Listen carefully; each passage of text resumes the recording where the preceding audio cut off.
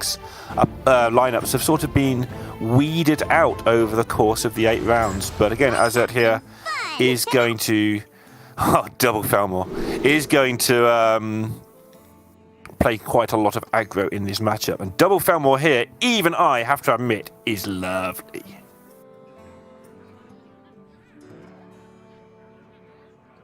Even you have to admit. Likely story. What? Why would I lie? Why would I lie about Felmores? I'd lie about many things. Wait, I'm so confused. That just proves to me, full stop, that you could just be lying right now. I absolutely about a lot could. of things, and why not this? Yep, absolutely. Do you just roll through them? Coin Felmaw into Felmaw? I think so. I do think so. Oh, yes. Yep. Sometimes Felmore is less, and so on. So, yeah.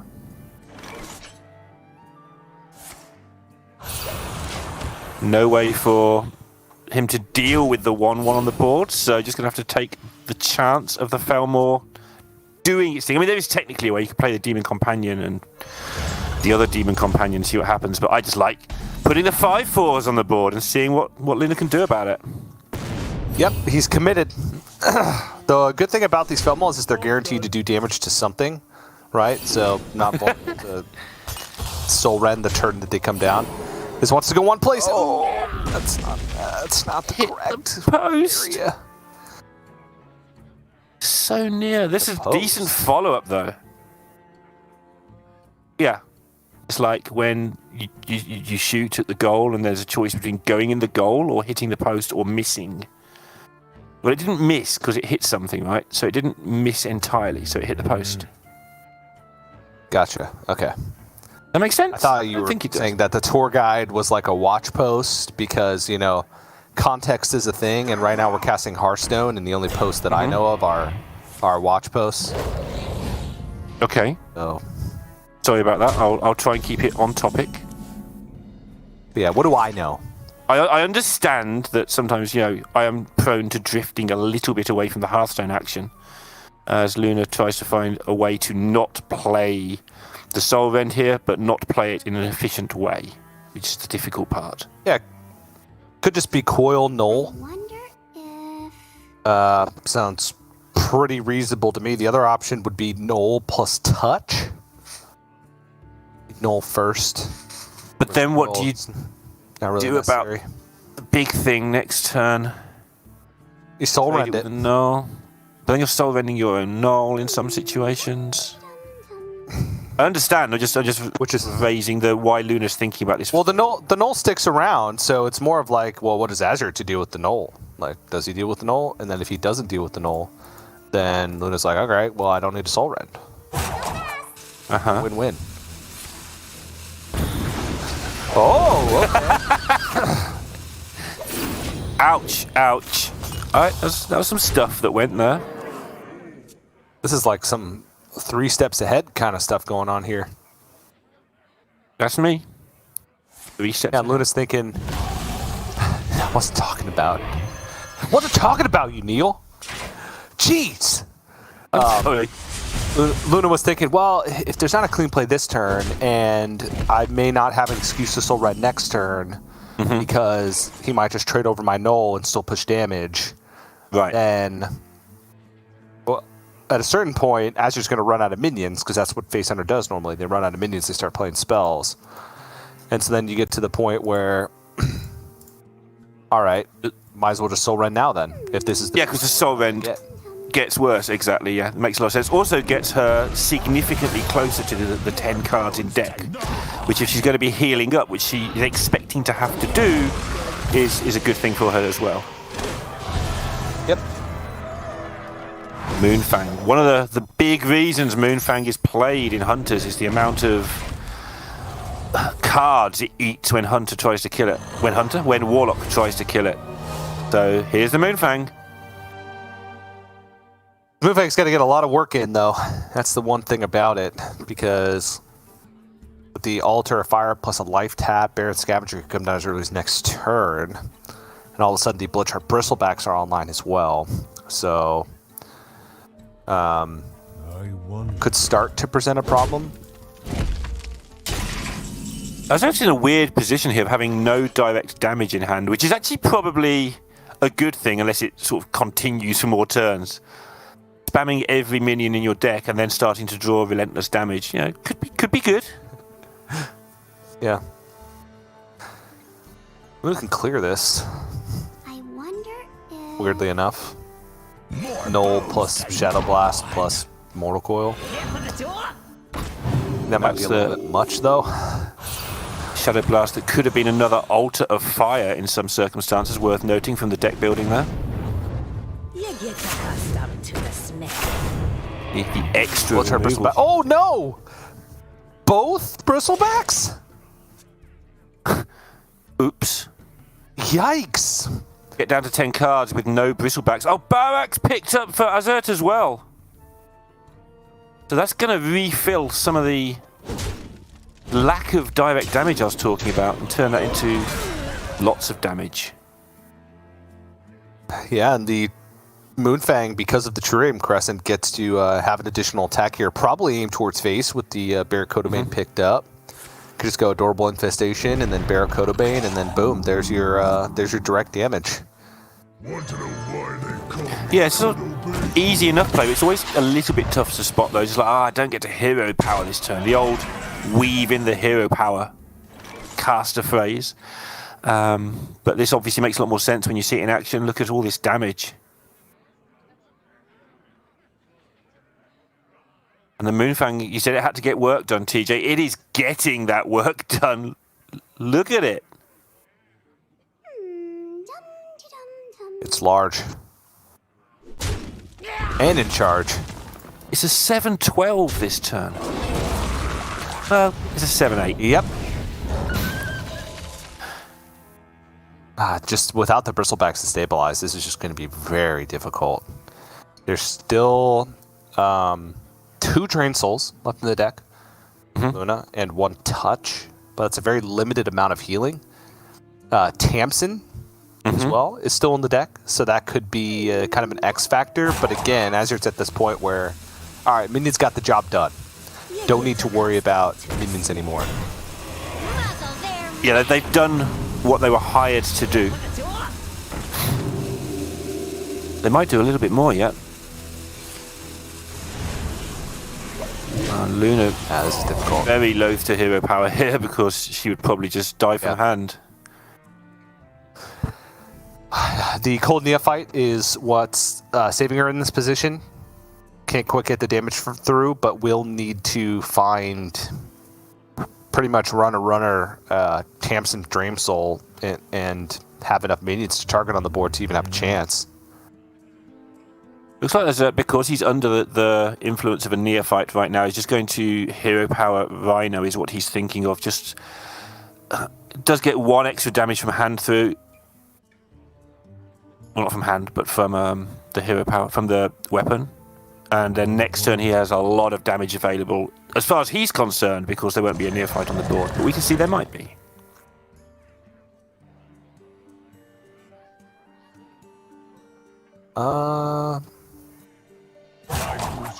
Okay.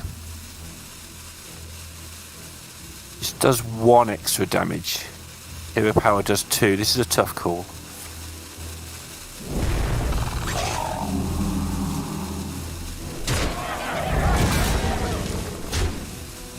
But that 1 is repeatable damage that Luna has to mess around with, I guess. Yeah, sure. Well, Soul Run picked up means that the dream of Tamsin plus Drain Soul is now gone. And yeah, Yeah, and Luna... know that she is dead from hand. Touch? Nope, we'll only go up to 8. She knows that it's quick shot, aim shot in hand, so it's 10. Can't go above it, but can Cold Neophyte again, so that will block it for 1 more turn. That combo would cost 9. How much damage is a Battle Masher? Because Battle Masher's still in the deck. 6, 7, 12, 13, 13? 14? 14 if she can find a way to kill off Yes. one of the things. Yeah. And 3 away from quest completion, I believe.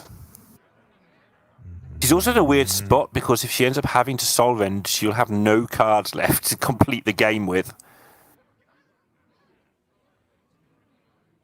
For instance, if Azyrte just plays all of these 1-drops and decides to delay the large damage one more turn.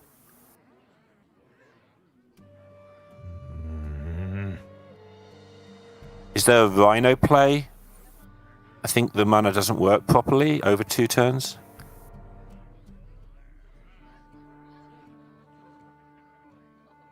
So with that in mind, yeah, Wrangler into Wolpertinger number 2 and just spam the board with 3/3s and ask Luna to deal with that without losing all of her cards.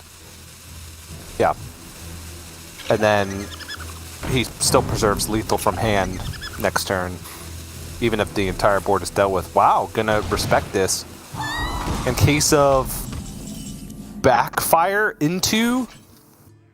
Oh, there's no backfire left. I don't even know what it would have You to called be. it Battle Master and a removal spell would have been enough. Battlemaster plus Drain Soul?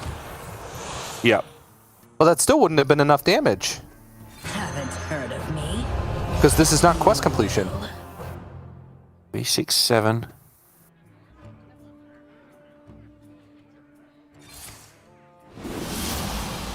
Good point. Thank you. Well made. I worked hard on that point. It was one of your better ones, must admit. And now, actually, Azyrte doesn't have immediate lethals anymore. Still not in the worst of spots, of course, because Luna also has to find a way to do some actual damage. That's a massive pickup. There's still a Rhino left. There's not a Rhino left. It was I'm destroyed lying. by the Altar of Fire. Thank you. There It's are not a no massive beasts pickup. left. There are no beasts left. That's an awful pickup. That is a 4-mana 3/4, in fact. And that's it. Like, it's the same as a Yeti against Soul Rend, except smaller. I can't excuse my way out of this one, TJ. I'm stuck. Help. Alright, so what does Azure do from here? There's a Drain Soul left in the deck, so you probably have to kill this Tamsin. So you just aim shot hero power, dump your hand, force Luna to Soul Rend, get rid of all of her cards, and then... Find a way to kill the null, and then... but the problem is... She draws a natural card off the top and then can tap into one. That also completes the quest. And then Soul Rend would only discard the 1 card. Put her into Fatigue, though, which would be a problem because she's pretty far away from actually getting the Tamsin online. Hungry, aren't ya? Okay, so Just play the 3/4, I down. suppose. Soul Rend does the same thing. Battle Master is just a chunky minion if Luna wants it. Oh, that's actually a huge deal. Uh-huh. That the Flesh Giant is the final card. Because Luna would love to be able to Soul Rend this, and then drop the Flesh Giant to threaten a guaranteed lethal the next turn.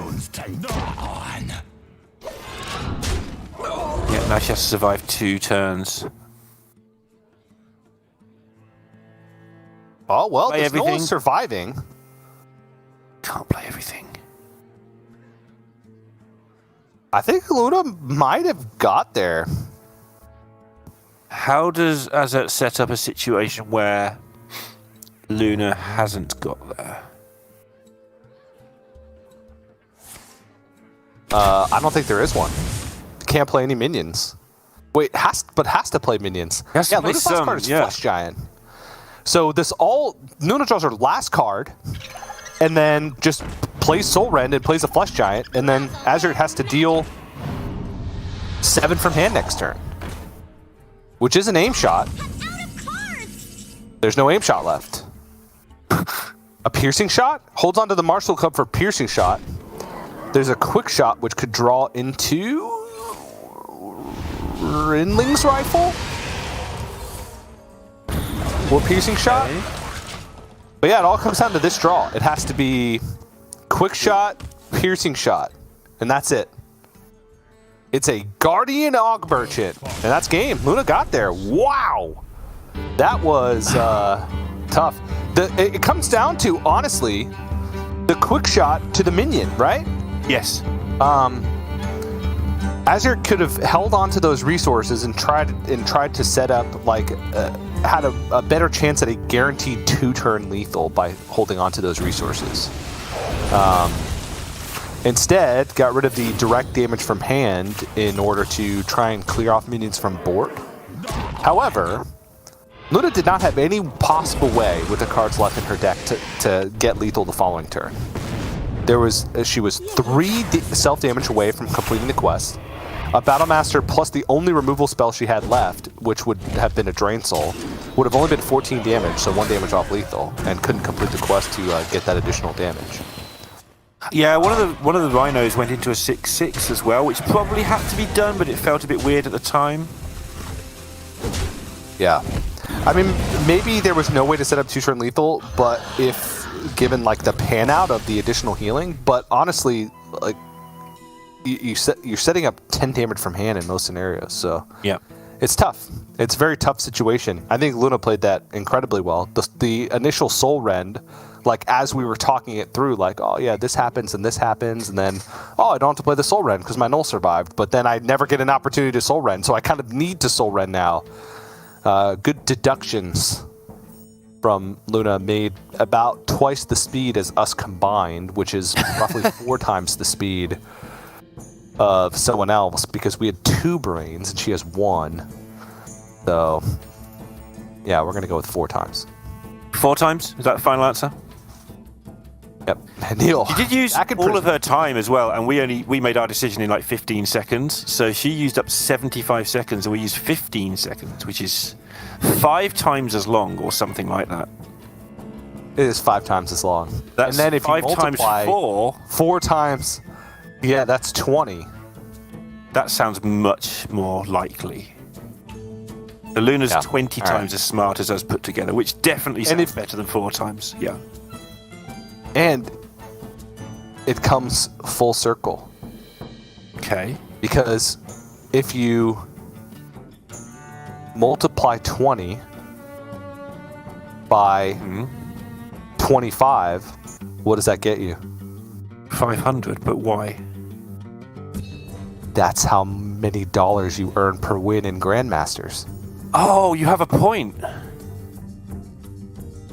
There it is. Face Hunter for Luna in the next game, game number 2. There it is. All right. Very similar list. Double Imprisoned Felmaw with the single Bone Chewer Brawler. No Moonfang, though. For Luna. Mm-hmm. So I'm saying... double Triumph Crescent, though. Oh, I have it in front of me. I do. It's actually more to the side of me, but, you know. I do now also have it to the side of you. And, yep, double Triumph Crescent, which is interesting. Probably pretty good in a lot of matchups, especially against, Rogue, where you can just hit those pesky 1/2s twice and do so much damage. Yeah. I think there was a time when we were casting, Grandmasters, where 1 true aim, we just decided it was a legendary because you'd never play 2. But I think the meta's changed so much that 2 seems pretty decent right now. It does. Yeah. It's efficient damage, right, against some of the slower decks, and just making sure you always have one equipped just seems good, because then it just gives you more control over the board. Right.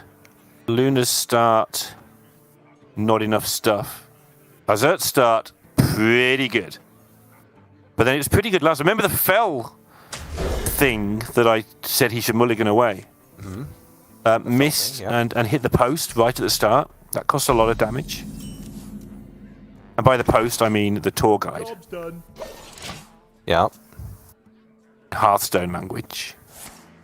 That'd have been probably a win if that had hit the face. Mm-hmm. probably. That's it. That's all I got. All right. Well, I mean, that was a lot. I try, TJ. I try to have things. Yeah, this is an incredible start for Azyrte. And a terrible start for Luna on the other side. Hero power turn 2 as Face Hunter, having done nothing on turn 1. And look at this damage that's going to come charging in now. Yeah. That should have Go. played. Probably. The question is, I guess you go Volpertinger alongside of it, not Adorable Infestation, because there's not really anything that can punish this, and it's only 1 extra damage at the expense of some potential flexibility over the next few turns. Also makes the board go wider, which means Demon Companion has higher upside. Could trade this? With what? With your 4-2 and make it into a 6-1 afterwards.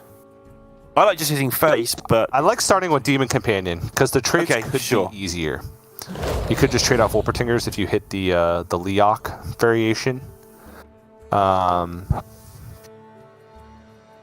Maybe he's so far in front he can actually play the Felmore, actually, on second inspection. Yeah. And just ignore the Manquick and just wedge all this into face and say, you just don't catch me from here. That should upgrade. Probably.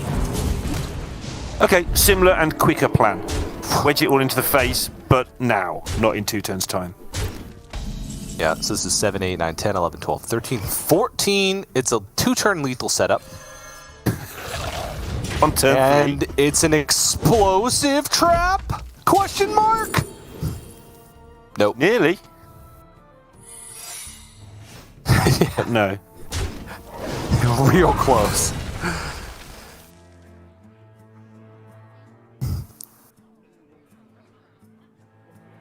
Yep. All Azyrte's got to do here is attack the face and press the hero power. Luna did instantly pick a secret there, or as instantly as you could hope for, just to represent the obvious explosive trap. We saw the opposite last night with Fury Hunter and Pasqua, but Fury Hunter, he didn't get baited by the fact Pasqua went for 74 seconds before choosing it. It was a little bit of overkill. Like, oh, what should I pick instead of explosive trap?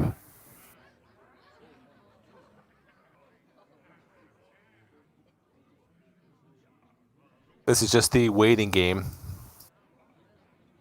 until. Yeah, he's trying to work out whether to. He needs the confidence to attack face. You can do it. He's second himself Just whether up he right buffs now or buffs after the attack. I think he's going to do the attack. So do you want to waste this cub if it's an explosive trap? Wait. Whoa, Oh, no! it's 4.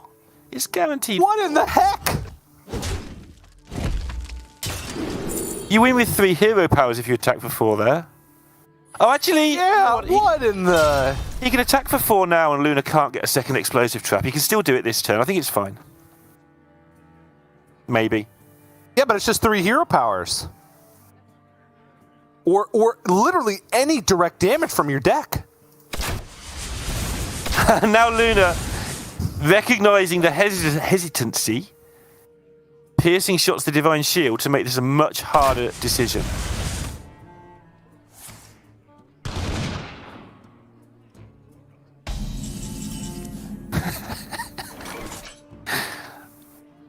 Well, in fairness, Luna does have to get through this army of defenders. Yeah.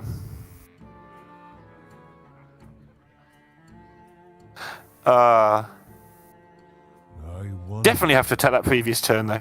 Like, it's a guaranteed 4 damage, and Luna's on 4. Yeah, any damage card from the deck, right?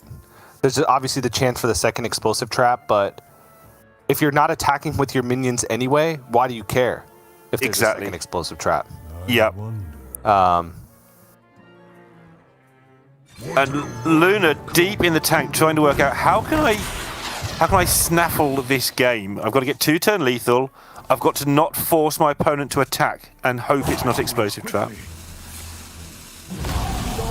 Plus, yeah, by waiting, if Luna missed explosive trap the first time, she's gonna get it the second time. So yeah. This was unfortunate. Yeah.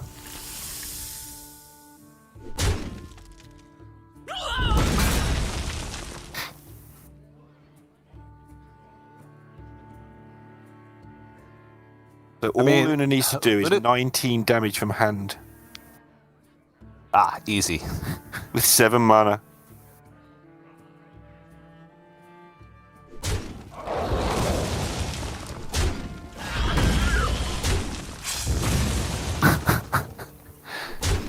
I mean, it doesn't matter, right? But even so. Now he gets the news that the second one was the explosive trap. In fact, he's already had that news. The Felmore just comes off the bench to have a look around at the battlefield. Well fought. I can see. Yep. That'll be a tied series. Yep. One apiece. One apiece. And as I will feel a lot more comfortable having got that one out of the way, I think. Just because he probably felt that the first game slipped through his grasp, even though I'm not 100% sure it did, but it felt like it did. And that game was interesting. What's happening, Teach? You getting excited? He was jamming. What do you mean, what's happening? Oh, I see. We have to do what the players do now, right? Is that right? That's what I've always done. If you jam in Hearthstone, you jam in real life or something. Yeah. I don't have quite a as much volume in my hair, though. My hair tends to lay flat no matter what I do. You tried not getting it cut for 2 years. It worked for me. Never tried that, actually. No, I'd never tried it before, but, you know, sometimes these things happen. Aggro, Elemental Shaman, Fire Elemental, Doomhammer, and Arid Stormer. I just made up my own keycards. Cool. Those are some good cards, Neil. Well done, actually. Pretty proud of you for coming up with those cards all on your own. For finally doing the keycards without assistance after all these years. Yeah. It's aggressive, it's Doomhammers, and obviously this is looking to beat up rogues, amongst other things. Yep, very aggressive deck, and I feel like we've seen the aggro elemental shaman have a little bit more success than the sort of traditional elemental shaman, just because of its ability to have that reach. The traditional elemental shaman seems to run into issues where if it loses its board, it just has nothing left. You know, It's too draws fair. a Holy Padlocker off the top. Yeah, it's too fair. Yeah, there you go. It doesn't have... It just falls right in the gap of not quick enough to kill combos if they're going to remove a few things, and not slow enough to do a lot of damage. I don't know, it just sort of falls down the crack in the sofa where the cushions meet each other and just vanishes and just doesn't get it done. But with the Doomhammer added, you pace over the crack and it gives you a good chance if you sit on the right side of the sofa. Go up, Rogue. Luna choosing to go with the Guild Trader. We've talked about this incessantly, but I don't know if I've asked you, what do you think of the Guild Trader as opposed to the Kazakus, TJ? I tend to prefer Kazakus just because I feel like Garrote Rogue's one of its greatest strengths is its flexibility, and while Guild Trader does offer some, right, all tradable cards are sort of flexible by nature, Kazakus just can get you out of certain situations or find you winnable games that wouldn't otherwise be winnable, right? If you have like a completely dead hand and you have a Guild Trader, you trade it back and boom, that's your one chance, is the card that you traded it for. Whereas Kazakus, you have a dead hand, you play Kazakus, you can get any number of things. You can set up for additional draw with the field contact by getting a 1-cost battle cry, or you can just hit a 5 and go for big tempo. This is a better hand than the one he threw away. Job's done. It was interesting that he threw away the buffs, but hey, he's good. This looks really nice suddenly on my Does this curve? It curves, right? Oh, it always curves.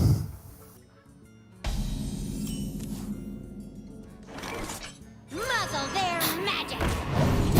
Luna deciding to slow down the coin and challenge the board and all those other things that Rogue has to do when it's being attacked by multiple minions. But it just vanishes under the weight of Stormwind right at the start here. Job's done. Oh, Octobot picked up. All right, now we got a game on our hands.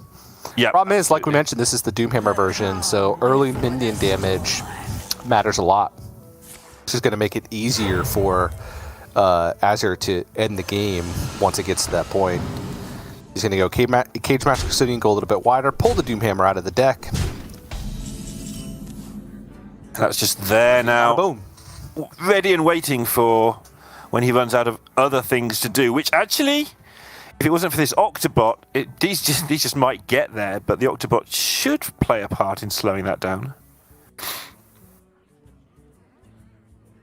It's quiet. Too quiet.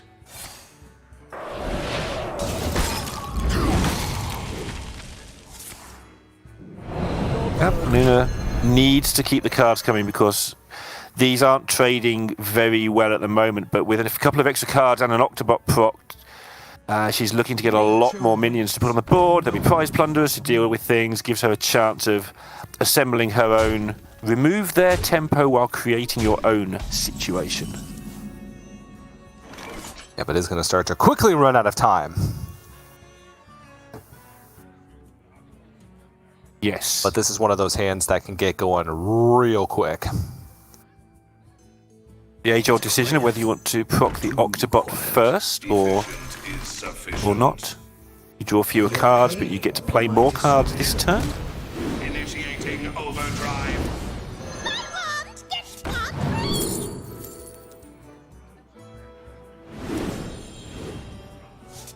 Ice Barrier, okay. That's a solid pickup. It is. It was a quick choice as well, obviously, knowing that the Doomhammer's going. There was a Rune Orb, which we've seen taken against normal aggro decks that don't have a Doomhammer in them. Because it helps you fight for the board, but in this case, she needs the extra health to protect the Doomhammer, I think. Too soon.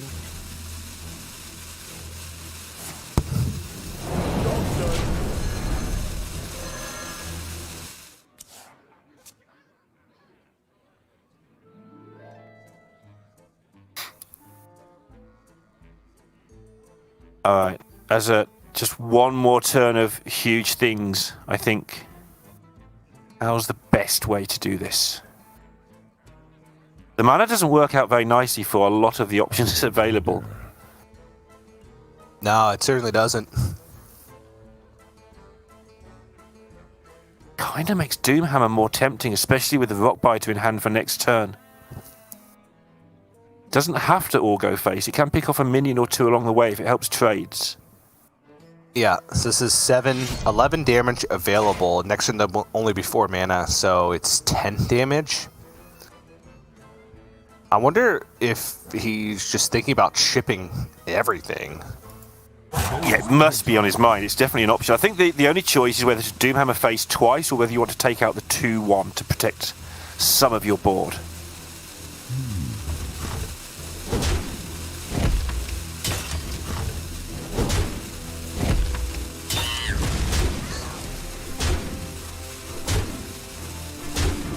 Okay, putting Luna down to exactly 10, so trading off 1 minion. It's actually trade off the Wand Thief, which is a little interesting, right? Because there's another Wand Thief on the board. But I guess it doesn't really matter because the Shadow Steps have both been used from Luna. I'd have liked to see the 2-1 picked off there. Just trades were nastier that way, but sure, he probably saw something I missed.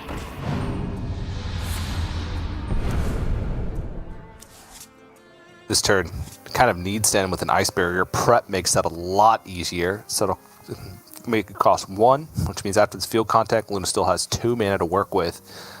Could go Brain Freeze Prize Plunder and clean up the board. That would leave 1 minion, right? Yep. And She'll be a long way through her no. deck by the end of this turn. It would clear off everything. You prize plunder into the 2/3 brain freeze to 2/2, and yeah, be quite deep in the deck.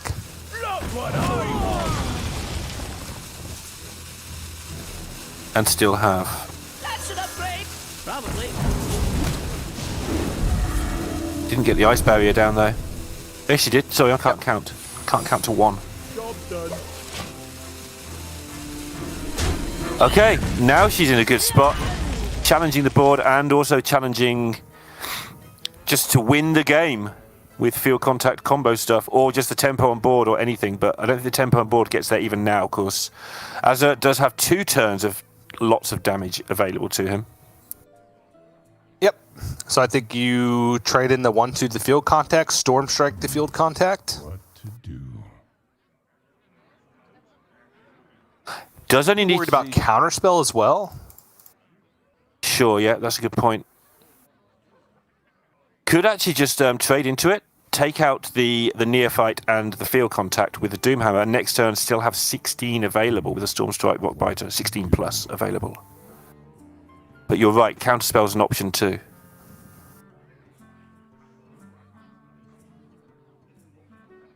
So needs to test to see where he's at by attacking face. Yeah. And now can take down the contact, which means he still has lethal set up for next turn unless Luna can either slow down the mana or just win the game. Alright, it still preserves it, even with the overload one.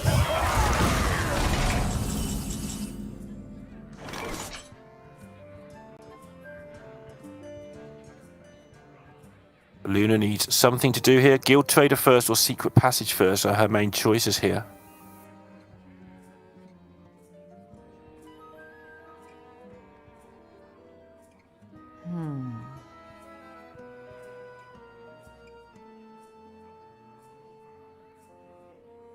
And either way is going to be pretty rough for her. I think she needs to go for the real long shot, which is the Guild Trader first. Because Secret Passage, then what do you do even if you hit? Oh. Yeah. Alright. Got by Storm Surge incoming.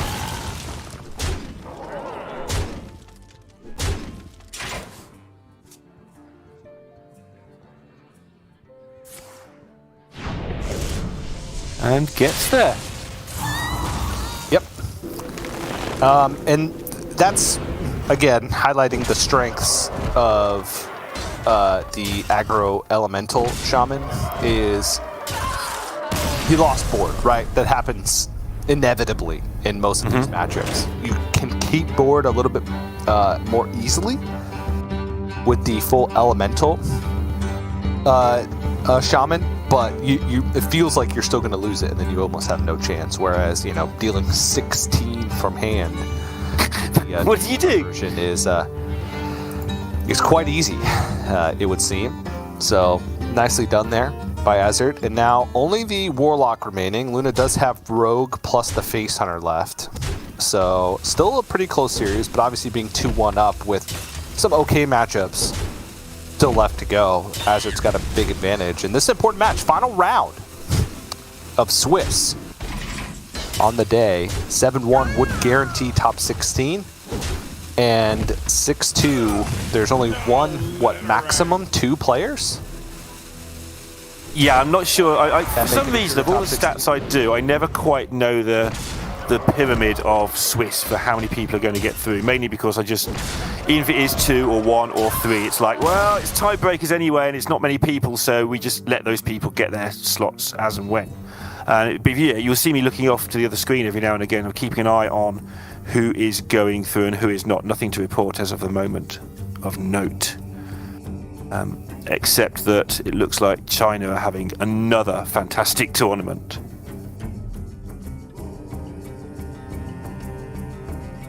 Yeah. As Noteworthy. has come to be expected. And also, as we don't know the result yet, I want to well. shout out Superfake, who went 8-1 in the Master Store 2 times ago, and 7-1 last time, and he's 6-1 this time. That's 21 wins and 3 losses in Superfake's last 3 Swiss events. Incredible. That's ludicrous, right? Especially from somebody really who, is. before that first event, we didn't know that much about.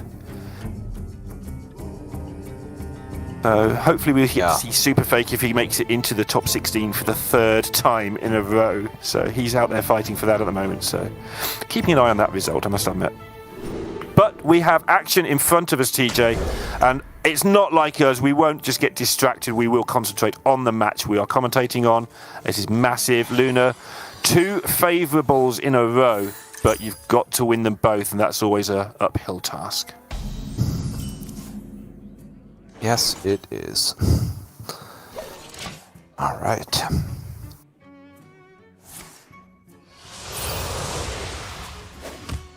Azyrte definitely settling down now a little bit. So I believe it's his first Masters Tour. I'm not 100% on that, but I couldn't find other episodes of it. And so probably one of the first few times on camera, probably one of the first few times playing somebody as well-renowned as Luna. In fact, there aren't many people more renowned than Luna. So unless he's played Luna before, it will be one of the first times. And those 2 wins will definitely settle him down a touch. Quiet. Too quiet. Luna going to start off with the field contact prep swindle. Still has the option to coin back this field contact. Coin back. Shadow step back to field contact. There we go. Yep. Get the cards going with the Octobots ready to reduce like 1,000,000 points of damage, of mana, and damage probably. It's funny because Luna also moused over the coin as soon as I said that. So she was also like, oh yeah, I could coin back this field contact. Absolutely sure she's just not listening in on you, TJ. Telling her your key plays. Here for the tour? Yeah. I won't give away my secrets anymore. We do know she is only 20 times smarter than our combined powers. Yep. And if you multiply that by 25, 5. you get $500. That's an upgrade. Probably. How's that still a thing? What are we going to do Make the thing. next year if they get like $537 for their first win and $419 for their second win? We're going to be so confused. We'll figure out a way. We'll get there in the There's an end. equation for everything. Well, Luna has reduced her entire hand to incredibly cheap amounts, ready to go with the field contact and have a monstrous turn. Obviously, playing the tempo game gets a bit awkward here as the rogue. You don't tend to do it. The Warlock's almost looking to dump removal spells out of its hand at times, just so it can fill its hand up with better things. Luna going to have a huge turn going, probably turn 5. She may delay a turn, but probably turn 5. I mean, it's all free. Yep. And then after drawing through most of the deck, she then has the second Octobot to back up and reduce the hand even further beyond that. So Azyrte had a tough call here to make on this neophyte because he knows that Luna has just reduced her hand. He knows that Luna has a coin, so he's expecting nasty things to happen, but no raised dead in hand means that he may not be able to block a key turn down the line, but he deems this key enough, and he may be right there, I think, to be fair. Oh. Muzzle their Unstable Shadow Blast on its own Cold Neophyte. Very interesting. Very cool. Progressing that quest, getting those Flesh Giants cheaper. Forcing any removal like Brain Freeze or Prize Plunderers to be used on Luna's own minions. Luna scared me there. She picked up the Brain Freeze on her own minion. That'd been like just terrifying. We've seen some terrifying rogue things over the last few weeks as it is, and that was ready to get added to the list, but luckily it was just how the spectator works. Yeah. Right, the army is assembled. The Cards are being drawn. Luna's getting a lot of work done on this turn, as expected. Oh! It's all dumpable. Okay, a lot of it's dumpable. She needs to go. Yep. The use of the brain freeze there obviously thins out the deck, but it is one giant that can't be frozen. But she's down to 9 cards, TJ. I think she'll just get it done without that. 9 cards with a reduced Octobot in hand already. So...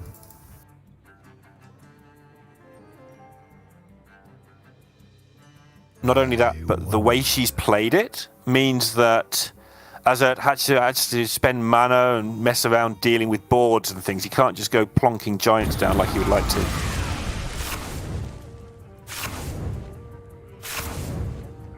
Which has brought her... Baron's... Oh! But... Both Rays dead, and then there's a neophyte already gone as well. That's another bad deal for Azyrte. Yeah. Needs to find pressure from nowhere.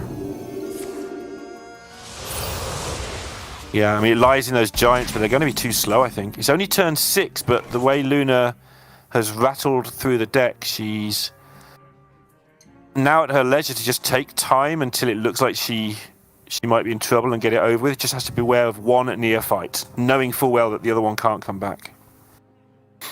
Yep. So many options. Muzzle their magic. Alright, wants to play the Swindle. Yep. Another happy guildie. It's where the Guild Trader does get a little bit irritating in this deck. You end up cycling it 2 or 3 times and suddenly you've got a 32 card deck instead of a 30 card deck over the course of the game.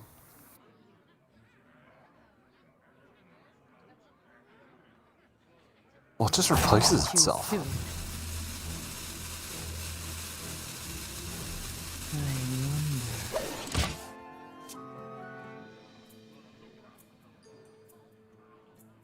No, but you have to spend mana on replacing itself. So if you draw it more than once, it actually becomes awkward. Ah, okay, I see. That's where I'm going with that slightly wonky analogy. Using some mental gymnastics. It's the only gymnastics I'm ever going to be doing, TJ. I can assure you of that. All right, Azyrte has managed to get down a decent turn. Get the double flesh giant down, so lethal is threatened. Luna does have the brain freeze, but that's not enough. She needs to do the thing. Yep. Only 5 cards left in deck. Remaining 5 cards, one of which is a Shadow Step. That can certainly help. Guild Trader. No preps. Too quiet. No preps. Some mana. But only needs 1 spell damage, exactly at the 24 breakpoint. Mm-hmm. Or, sorry. That's an upgrade. That's right. Okay. Yeah. 3 8s. 3 8s are 24. Yep. Multiply by 20 in a bit and you get 500. 4 cards, 3 mana.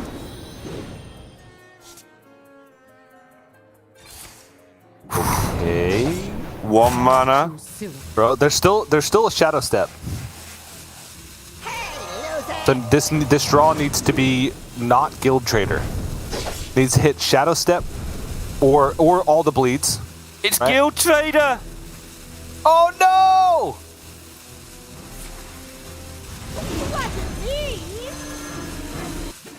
Oh no! Azyrte's going to take it down. He has the Battle Master in hand. It's exactly, it's not exactly, it's way over. It's 22 on the right-hand side of the hand alone. And he's going to go 7 and 1. And what I think is his first Masters Tour is going to get into the top 16. Luna will have to wait and see, but probably will not make it. Yeah. Yeah, and honestly, that looked pretty grim, right? Ah! He's attacking us! He's on him quick! This claws.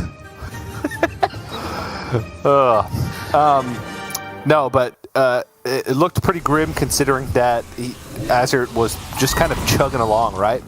That play right there was cool because it allowed Azyrte to get the quest progression enough to be able to get the Flesh Giants down right on time. Luna had a pretty good opening hand, but it's just very difficult to do unless you're really deep into the deck with only 7 mana. So with the Guild Trader as well, kind of presenting an issue, right? Tradable's always going to cost 1. It can't reduce down, and Shadow Step being the very last card, just kind of made things rough for Luna. It was a 50-50 there at the end because at that point there was only 2 cards left in the deck, right? One was Guild Trader, one was Shadow Step. And it's better than 50-50. To get to that point, just hit all the bleeds. Could have hit all the bleeds, yeah. So that was the option. So it would have to be all the bleeds. So it's only slightly more than 50% because she still needed 3 more bleeds before one was interrupted. Shadow Step would have done it as well because it would have drawn the final card. So kind of rough, but that's the way things roll sometimes, Neil. That's the way things roll sometimes. And Azyrte, we'll be seeing him in the top 16, and we'll have to see how it plays out for Luna. But I've gotten word that, Neil, we are done. Yeah, I'd like to have a very quick look through I'm trying to look through too. Yeah. Yuansu is 8-0. That's the important thing. MSBC 7-1, Mago 7-1. Super Fakes done it again, 3 in a row. Top 16s for Super Fakes 7-1. Hemlock, who we saw earlier, 7-1. Stone 7-1. Mini Slash got there. Badajimpom got there. Wolf Warrior 2, 7-1. Fury Hunter, very popular result. This will be 7-1. Pun 7-1, one of the driving forces behind one of the practice groups. Gregorisil 7-1, and Dizdemon, who we haven't seen for a long time, 7-1.